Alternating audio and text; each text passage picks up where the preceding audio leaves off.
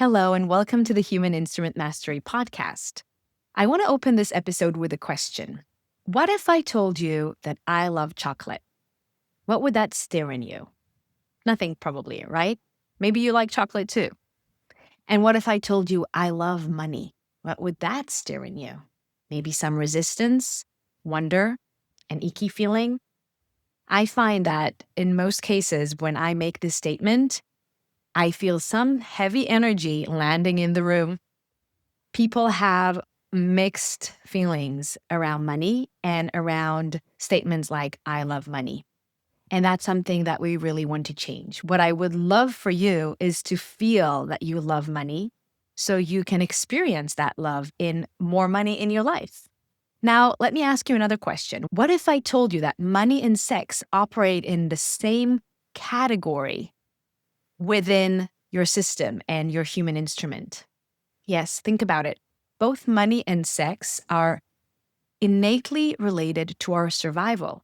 We believe that we need money in order to survive because money is related to our most basic needs like food, shelter, status. And sex, obviously, is related to our ability to reproduce our species, which is one of our basic instincts of survival. Both money and sex are related to need and desire, limitation and freedom, pain and pleasure. So in this episode, my intention is to unpack the conversation around money and reveal the inner resistance and mixed vibrations that you may still hold around money so you can open up to receive and circulate more of it. Now, what I have learned in my experience with money, making large investments in myself and my business, making big decisions with money, is that money is not all that serious as we tend to perceive it. We tie money with heaviness, with responsibility, with importance. And my experience showed me that in retrospect, the biggest decisions with money that I've made, that I had so many questions and doubts and thoughts around until I was able to make those decisions, ended up to be even insignificant in hindsight, simply because they were in the past and not in the present moment where everything exists. Also, worries around money, worst case scenario possibilities for the future, almost never come to pass. So I would love for you to ask yourself a couple of questions around that so you can really turn your perception of money around from something heavy and serious to something playful and light. So firstly, ask yourself, where am I holding a perception and feeling around money that is heavy, serious, and irreversible? Then ask yourself, what decisions or fears have you held around money that in hindsight turned out to be bigger in your imagination than they really were in reality? And then lastly, ask yourself, what would shift for you if you allow yourself to handle money with more playfulness? Now let's go back to that statement, I love money, and explore why is it so triggering. Love for us is linked to something divine, something elevated, pure, selfless. Whereas money for most people is connected to power, to greed, to interest, to earthliness. And so how can these two things come together and be aligned, right? But if you perceive money as energy, as love itself, as the divine itself in action in your life, giving you freedom, opportunities, possibilities, abundance, wouldn't you love money then? I would love for you to get very comfortable with the statement, I love money. So first of all, say it out loud and then write down and really uncover and unravel what are all the little feelings and thoughts and resistances that come up as you say those words. And then practice saying those words. Say it out loud every day while dancing, while taking a walk in the park, while looking at yourself in the mirror. I love money. With practice, this will become a skill. money does give you freedom, and freedom is a skill that you can practice and master.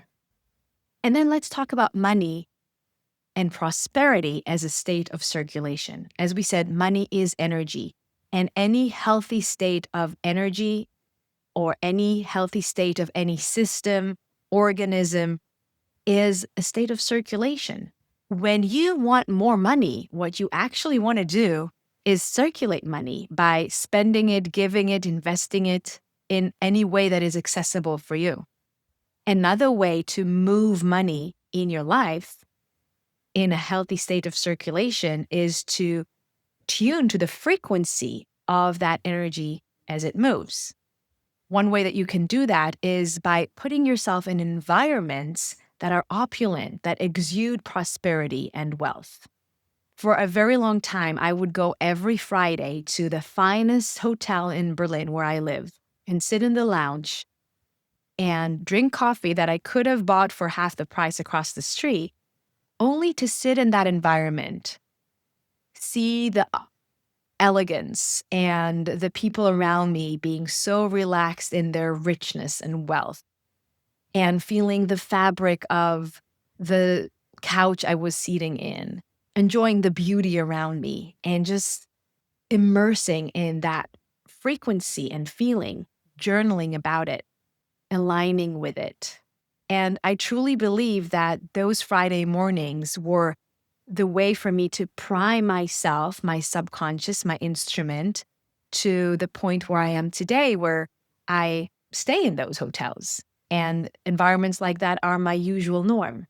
So find a way for you to prime yourself to more wealth and abundance in your life and to circulate money in whatever way is accessible for you. Now, in order to anchor and integrate this conversation further, I would love for you to take the next 3 exercises. Number 1, gratitude. Write down 5 to 10 things that you have right now in your life that you are grateful for, that money allows you to have or experience. Then joyful expectation. Write down 5 to 10 things that you can joyfully expect having in your life as a result of money. And then lastly, your relationship with money, your loving relationship with money. Write down a letter to money as if it was a person that you love or even a lover. Use words of appreciation, gratitude, joy, and connection. If you want to go deeper into this work of money and consciousness around money, your worthiness around money, and your openness to receiving more of it, then you can send me a message on Instagram. Let me know that you've watched this or listened to this episode and that you want a free training around that, and I would be happy to send it over to you. And then share this episode with anyone you think can benefit from this conversation.